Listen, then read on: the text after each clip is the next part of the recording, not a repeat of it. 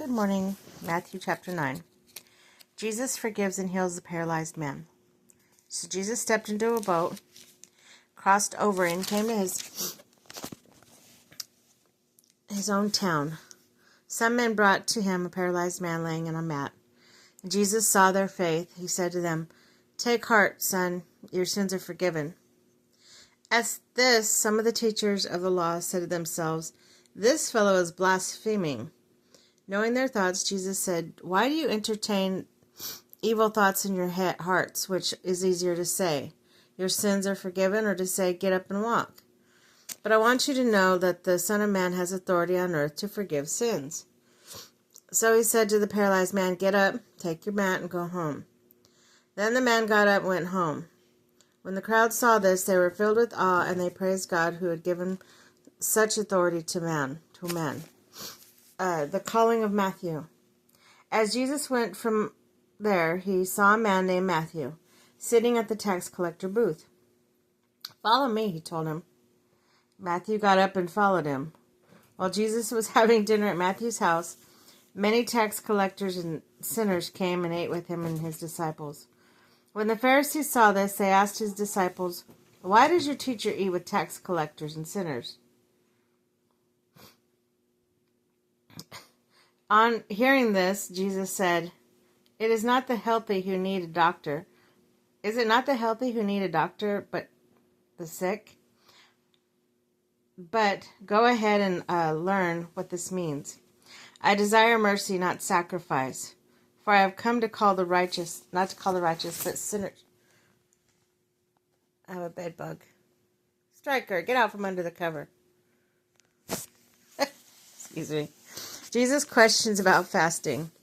Then John's disciples came and asked him. Then John's disciples came and asked him, "How is it that we and the Pharisees fast often, but your disciples do not fast?" Jesus answered, "How can the guests of the bridegroom mourn while he is with them? The time will come when the bridegroom will be..." Jesus answered, "How can the guests of the bridegroom mourn while he is with them? The time will come when the bridegroom will be taken from them. Then they will fast. No one sews a patch of unshrunk cloth in an old garment, for the patch will pull away from the garment, making the tear worse.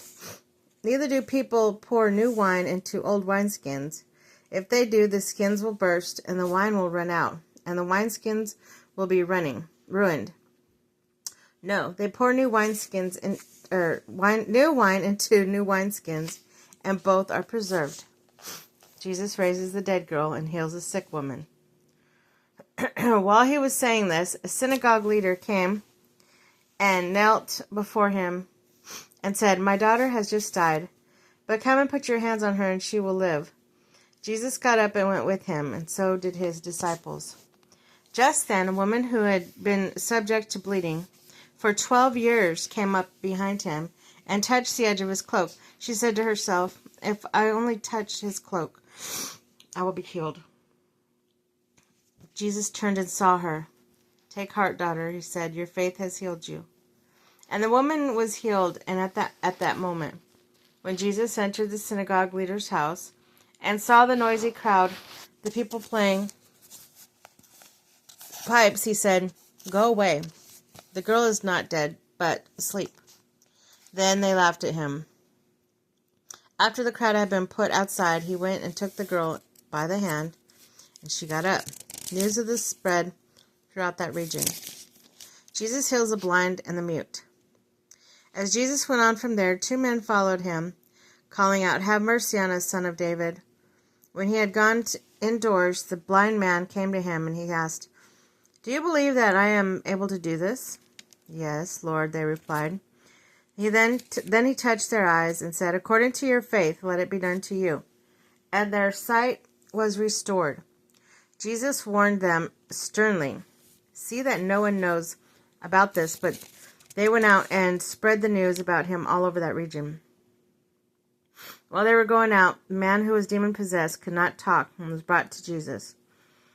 When the demon was driven out, the man who had been mute spoke. The crowd was amazed and said, "Nothing like this has ever been seen in Israel." But the Pharisees said, "It is by the prince of demons that he drives out demons." The workers are few. Jesus went through the towns and villages, teaching in their synagogues, proclaiming the good news of the kingdom, and healing every disease and sickness. When he saw the crowds, he had compassion on them because they were harassed and helpless, like sheep without a shepherd. And then he said to his disciples, "The harvest is plentiful, but the workers are few. Ask the Lord of the harvest, therefore to send out workers into this harvest field."